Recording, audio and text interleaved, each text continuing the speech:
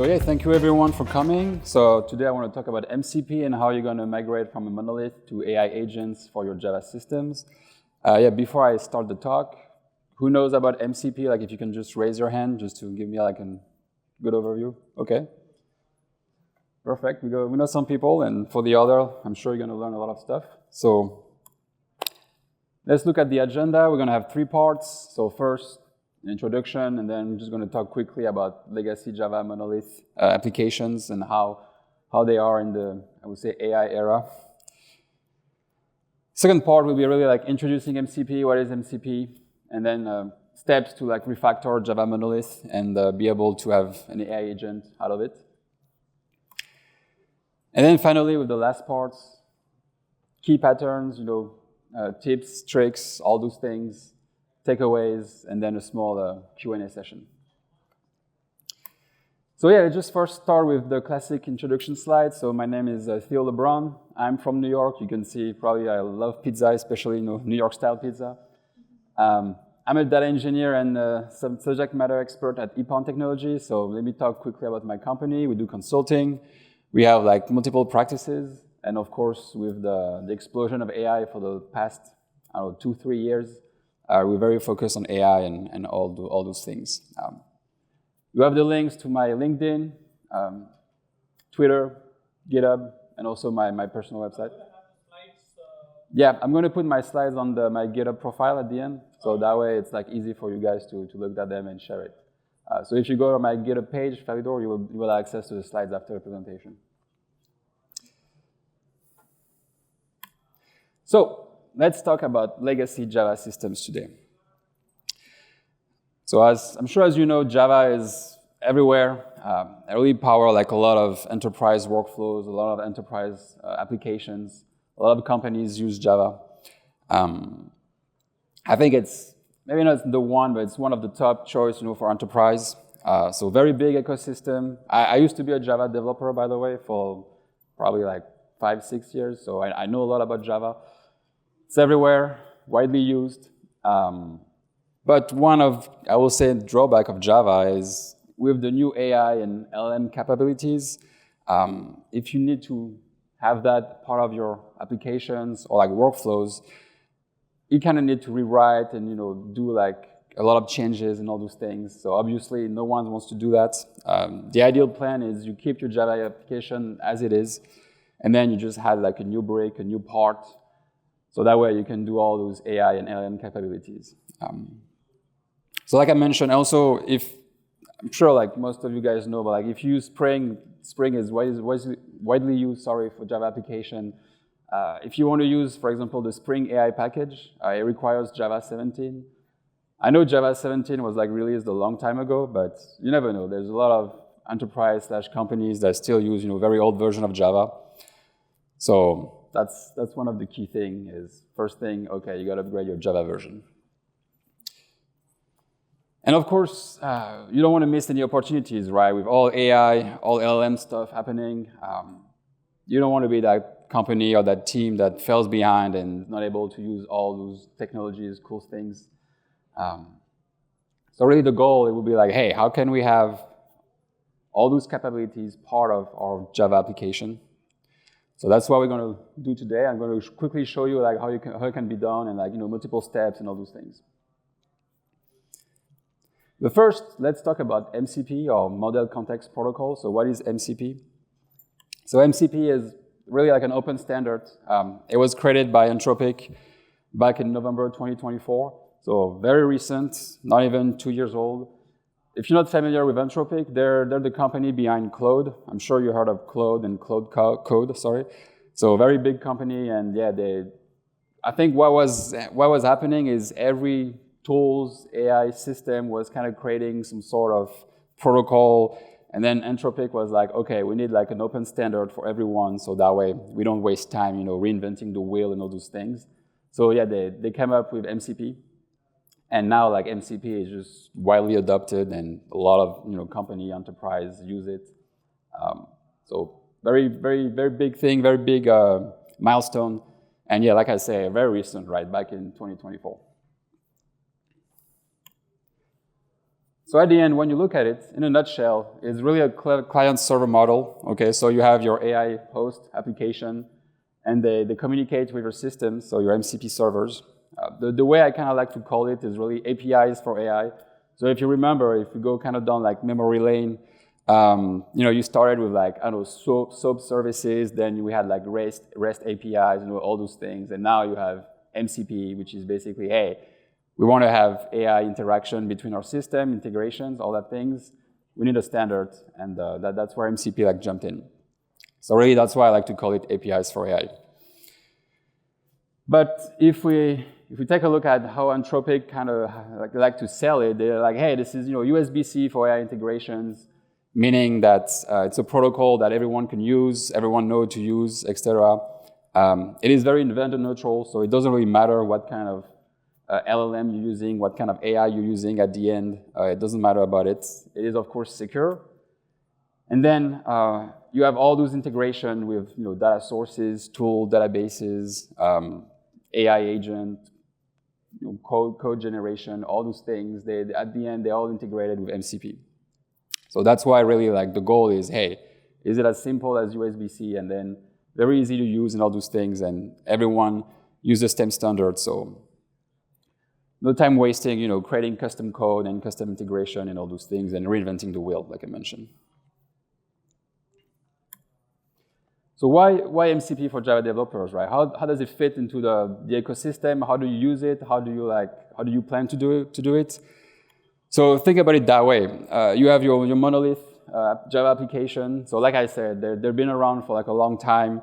A lot of code, a lot of business logics, all those things. A lot of tests. I'm sure when you use Java, you have like a lot of tests. There's integration tests, unit tests, etc., etc. So of course, you don't want to rewrite the whole application and then redo the tests and all those things. So here, the goal will be with MCP is really like I said, you're going to create a new brick, and you're going to be able to expose all your existing services as tools for your LLM's application. So I will go like a bit more details into like what's a tool, etc. in the next slides. But really, the goal is to create a new part of that application instead of having to rewrite, like I don't know, 1/3 of it or like 2/3 of it. So that way, Java can really stay like in a very like in the AI ecosystem. It can stay like fast. It can stay like up to date and all those things. Because I will say when AI really exploded, the main language was Python and all those things, and Java was kind of like a little bit behind. But then it came back with, especially with MCP, or like I don't know if you heard of Lang4j. But it is basically a LangChain for Java, so very useful because same thing, LangChain was only for Python, etc. And now we have Lang4j, so we can also do it with Java, so very useful. And then so let's talk about like MCP, like what kind of MCP frameworks you can use. There's of course a lot of different frameworks, but I just wanted to highlight like the 3 big ones. So I kind of already mentioned Spring AI. So if you already have a Java application using Spring, and you want to do MCP, well, it's going to be very easy. You just need to add a new model, Spring AI, and then you're going to be able to do so. You also have the official SDK from MCP. So there's like an official package if you don't want to use Spring, or if you don't use Spring, it depends. And then, like I say, like LangChain 4j. So if you're not familiar with LangChain, it started in Python, and then they did like a version for Node.js, Java, etc. So here, same thing. If you want to do MCP, you can use LangChain if you want. That's one of the options. So just to highlight that you don't have to keep like one SDK. You can really use like any framework you want. Because again, it's the same standard and everything. I will say if you use MCP Java SDK, you're probably always going to be like up to date with the most recent features and everything. But on the other hand, if you use Spring, it will be easier to integrate using the Spring AI model. So let's take a look quick at the architecture. Like let's do a quick overview. So with MCP, you kind of have two ways to do things. So the first one is SSE, and then the second one is STD.io, standard I/O. Just to resume, no need to go too much into detail. I mean, of course, if you want more details, there's the link at the bottom that gives you like the whole overview. But long story short, STD.io is really for like local development. Okay. So you have one single process, ULLM application, and then it talks to your server. So very, very easy to do on your local machine. And then in a production environment, you can see on the architecture on the diagram that it kind of centralized through one hub, and that's where MCP, you use that protocol in order to do things better. But again, this is for production. For local development, standard I/O is the way to go.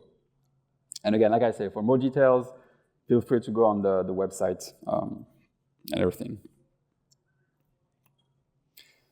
So, like I mentioned earlier in the presentation, we're going to do like a small case study. So we're going to go step by step how to integrate MCP with your Java application.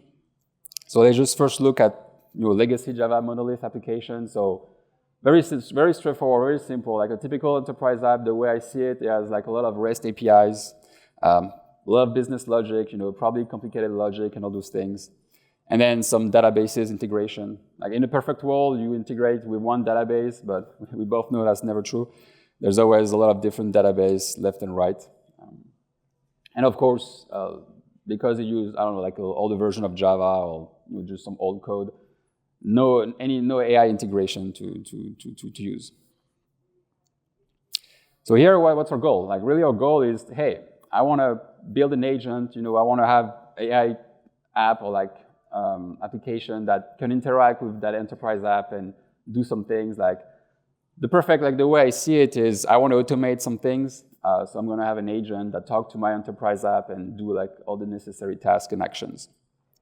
And of course, I don't want to disrupt the existing, right? That's why I don't want to rewrite the whole application and like do other things. So let's think, just to give like a small example, what kind of domain or like operation a typical enterprise application will do. Like for example, you can have one for like processing orders, customer support, inventory management. Of course, there's a lot of other examples. They really depend on your business and what kind of things your company does. But really, it's just to highlight a small domain example. Or not that small, because if you take things like inventory management, obviously it could be very complicated. So again, this is just very, very simple legacy Java monolith application.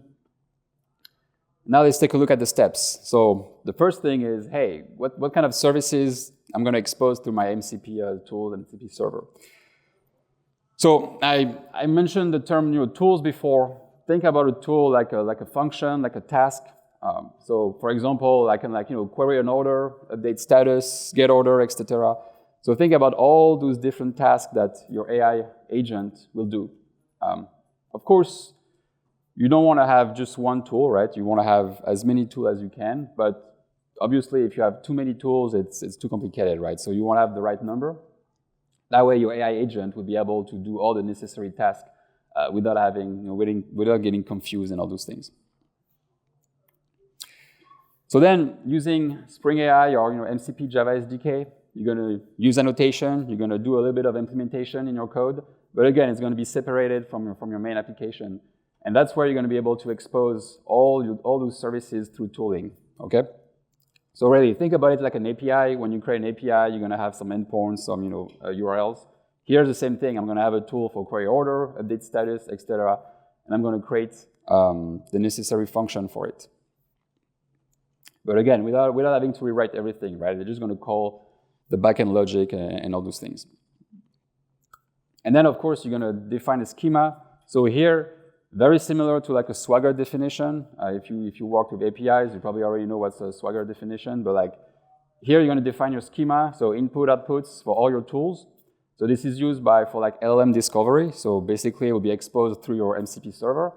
And then your AI agent will know what kind of tool to call and how to use them, right? With input and outputs. So then it will be able to make those calls for you. And like I say, here we're just adding something existing. We don't really change the existing. So very, very easy to do, and I would say very low risk. So that's the first step. This is really about like, hey, I'm thinking about what I'm going to expose, what my AI agent's going to use. And then the next step is going to be like, hey, how are we going to handle those tool calling, right? Those tool calls. So the way it works by MCP and with your LLM, your AI application is by providing to them like all the list of tools that you have, input and outputs, they will know what kind of features they do, what kind of actions they do, and then they will understand when to call, etc.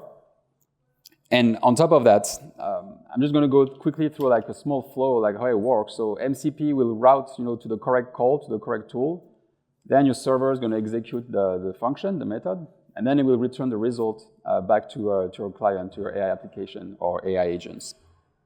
So very, very simple, very straightforward. And then at the end, there's a lot of built-in features with MCP. So all those things that no one likes to do, for example, handling errors, retrying, all that things. And of course, you can configure that on your MCP server. But yeah, here just to highlight that they really thought about like a lot of things, so that way it will make your life very easy and when you do the implementation. So here, think about it that way. You have some like an AI agent or AI application, and it will talk to MCP, know which tool to call, get the result, and then do some other actions and maybe do another call, etc., etc. How it will discover the tools? Oh, so that's through the Swagger definition, like the tool schema. That's how like you're able to basically expose what kind of things you can do, and your AI application or AI agent will read that schema and know, okay, I can do A, I can do B, I can do C. Again, like a Swagger definition. Is there an example? Yeah, we can go on the website after and like show you quickly what it looks like.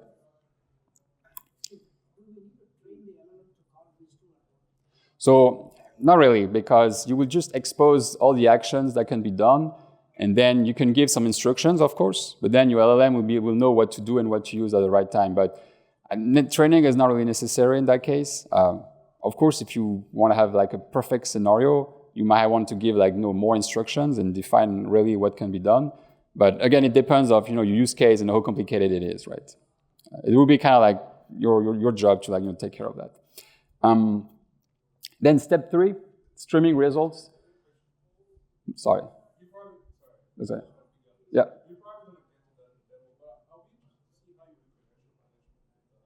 Okay, of course. So there's no demo. I wish I had more time, but there's not going to do a demo. But we can go like through we'll show you to the website if you want. So yeah, streaming results. So think about it. When you use ChatGPT or I don't know Claude or like any AI tools, typically you get the result is streamed to you, right? You don't have to wait the whole time and then get the result back. So I want to talk why streaming is very important. So the first thing is, of course, for the user experience, it really like a better experience for you because you don't have to wait for the whole result. You can really see the result going back to you in real time. So for long-running operations, so for example, let's say it takes, 5 minutes to do something. By streaming the result back, you'll be able to get the result and avoid waiting 5 minutes. But something I really want to highlight is it will still take 5 minutes, right, when you're streaming. It's just you get a result in real time. But at the end, it will still take whatever time it requires. So that's why I put perceived, in quotes, because streaming is great and everything, but it doesn't make things faster. It just makes it more real time. And also like the user experience, like I mentioned. So that's for, a user, right, like me or you. But how does it work for like agents? So it's very similar to us, actually. So what's end up happening is because they're getting results in real time, they can already, think and reason and like think about the next steps already instead of having to wait for the whole thing. So very useful. And then if we want to be a bit more like complicated or like go more into details, your context window, which is, like the whole prompt, it will be like smaller. You can reduce hallucination because you're getting result in real time. And also it can self-correct. If there's already something wrong, you can already say, okay, that's wrong, let me stop and then do something else. Instead of having to wait for the whole thing back and then realize, oh, wait a minute, that's not what I wanted to do. So it's really, at the end, it's really like us. If we have to wait 5 minutes, to get something back, we have to wait 5 minutes. But if I get something every like few seconds, I can already say, wait a minute, this is wrong, let me stop now. And of course, that's for the AI agent, but then like I mentioned, for the user or I don't know, another LLM, you will get, progressive updates, live status and all those things. So very, very important. So that's why like streaming, I think it's still a very important step, but most of the time it's kind of like something you do at the end. because of course you want to focus, on other things first. And also it depends on your use case. Like if it takes only a second to do one of your action, there's no point to stream, right? But if it takes, like I say, 5 minutes, then yeah, you have to do streaming. So then let's take a look at a couple strategies that you need to do in production. Again, it's just, when you're in production, there's like a lot of things that needs to be done. Of course, there's like a lot of things handled already by MCP. So in terms of like, authentication, authorization, that needs to be done. You just want to avoid a situation where another system or like another application that you don't control start calling your MCP server, and use your tools. Definitely not good. And then of course, log and audit. You want to be able to have all those information. So that way oh yeah, that system or AI agent, called my tool or did this, et cetera, et cetera.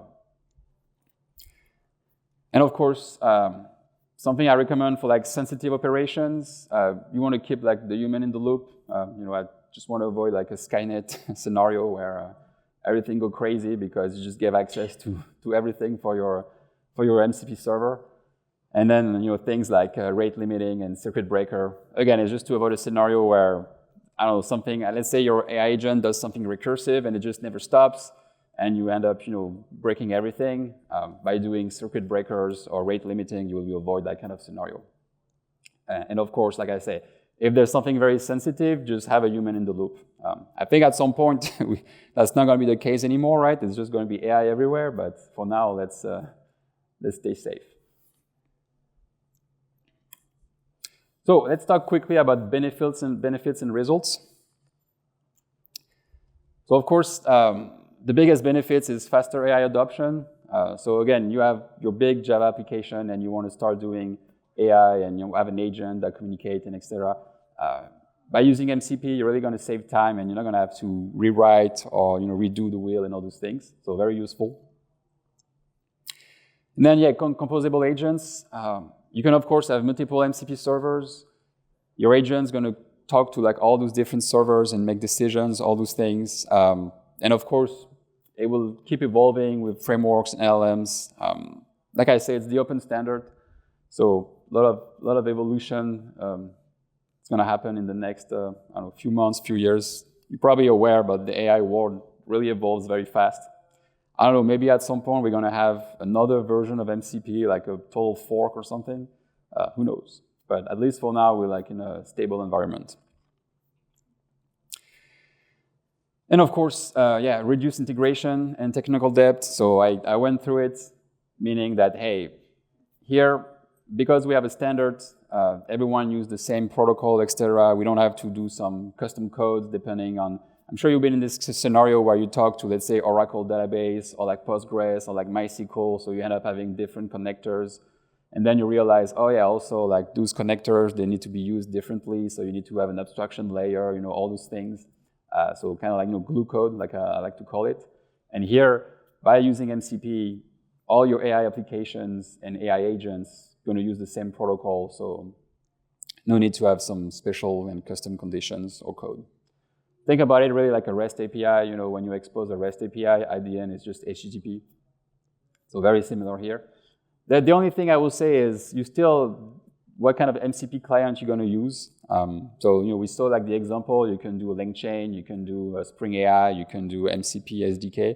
So still they're going to require some differences, but at least the protocol, the standard is going to be the same. So now let's take a look quickly at the key takeaways.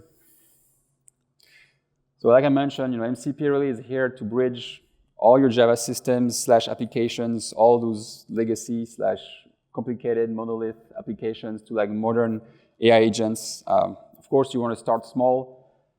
You don't want to expose the whole application right away. There's, like I said, the first task is really define which tool you're going to expose, one service at a time, and then of course, the end goal is to have like a full transformation and have the whole application exposed through your MCP server.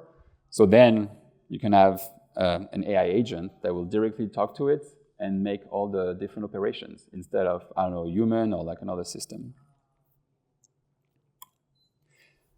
In terms of the path, just want to go quickly, like what's kind of like the simple path. So first, you expose your tools.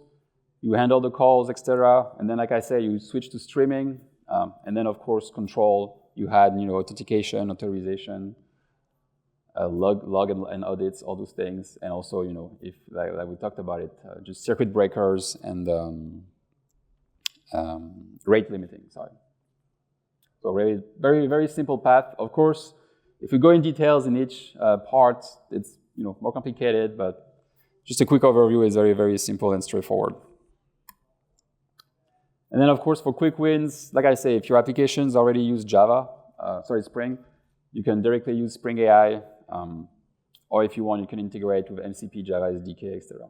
It really depends on your Java application. Honestly, by experience, I feel like most Java applications use Spring. It's very, especially in the enterprise world, it's been, I don't think I worked on a project that wasn't using Spring, so, but who knows? So then, yeah, I want to quickly talk about a few useful links. So of course, the first one is Spring AI. If you want to show what all the things you can do with Spring AI, just you have a link with the project. It tells you like how you can connect your enterprise or data, APIs, all those things, how you spin up a server and communicate with a server. So very useful. Then I say, like I said, LangChain4j, sorry. So I mentioned initially it was in Python, then they did a version in Java. I think there's a one in Node.js, what's called .NET. They're very, very, very big framework. Of course, they have MCP stuff. So very, very useful to check out if you want to do like more complicated things or operations. And then, of course, the official SDK from MCP. They have a nice website and everything. I'll show quickly the website after. But yeah, it's again quote unquote is the official SDK, right? But it's we can call it official. And then like a fun project on GitHub by one of my friends. It is basically really like if you just want to play around and create like a Spring Boot application from scratch. He created like a quick agent skill. So here it's something I want to highlight. It's a skill, right? So it needs to be used with like Copilot or like Cloud Code. It cannot just be used by me directly. But basically, you will be able to generate like a Spring Boot application directly through your Copilot or code. So here it's kind of like the opposite, right? You're like, hey, what if I want to create an app from scratch using AI, and I want to be able to have MCP features and all those things? Well, I can use directly this plugin. So yeah, that's it for the presentation. Just want to say, thank you for attending and everything. You can you can email me, or you can just send me a message directly on LinkedIn. Here's my QR code if you want to scan it and hand at me on your network.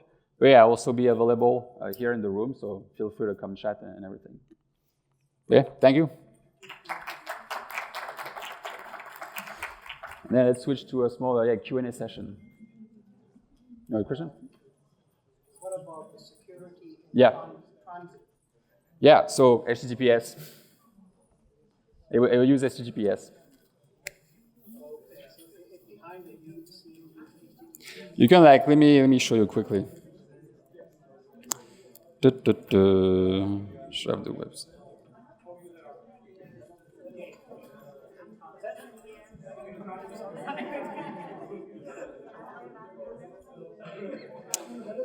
Actually, let me go.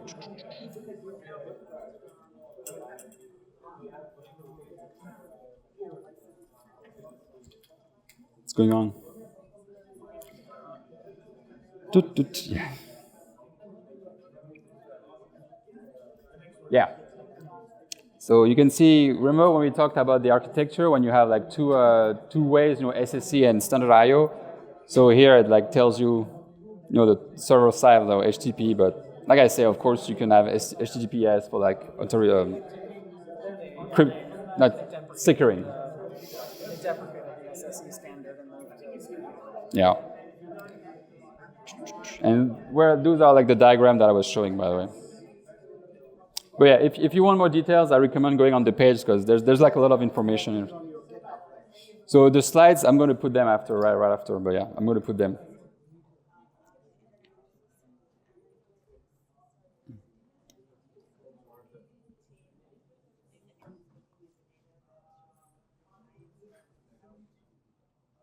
There you go. They have a security part if you want. They have a whole security page about it. And, it's more like authorization versus authentication. But of course, if you have time, you can read through it. And what about these agents, scalability, and all that stuff? Like agents. Yeah. So I would say the agent, yeah, as a client, right? So then, of course, if you have 1,000 agents and they're all going to talk to your MCP server, that might be an issue, right? Yeah.